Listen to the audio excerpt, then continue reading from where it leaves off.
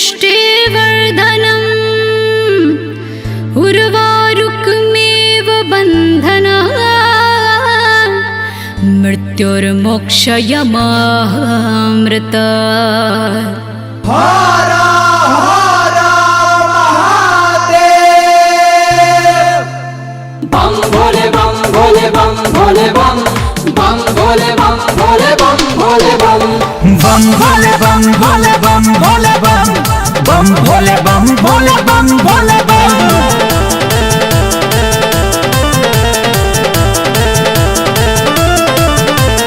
इनके दर पे जो कोई भी आता है बम बम मांगे मुरादे पूरी करके जाता है।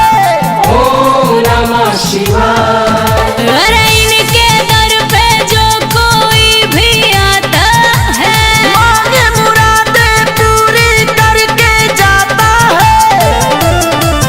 जब कौनो समस्या के सूझे न उपाय तब बोलो ओम नमः शिवाय। तब बोलो ओम नमः शिवाय। तब बोलो ओम नमः शिवाय। तब बोलो ओम नमः शिवाय। बम बम बम बम बम लहरी बम बम बम बम बम लहरी बम बम बम बम बम लहरी बम बम बम बम बम लहरी।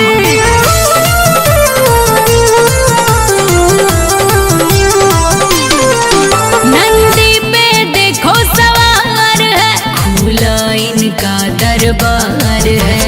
क्यों भगता परेशान है महाकाल जब जान है।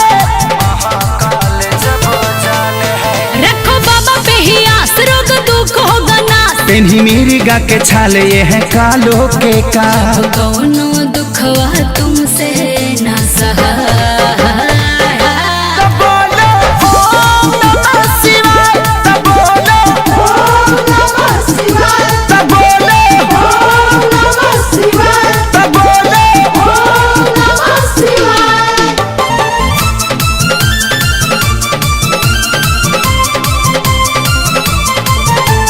जान रहा संसार है शिव ही पालनहार है। सृष्टि के रखवाले हैं ये दिगंबर निराले हैं। ये दिगंबर निराले हैं। सुनो करो विश्वासों के सारी प्रकाश। इनकी शक्ति है खास चले मुर्दे में भी सांस। जब कष्ट हो दुनिया में तुमसे जिया ना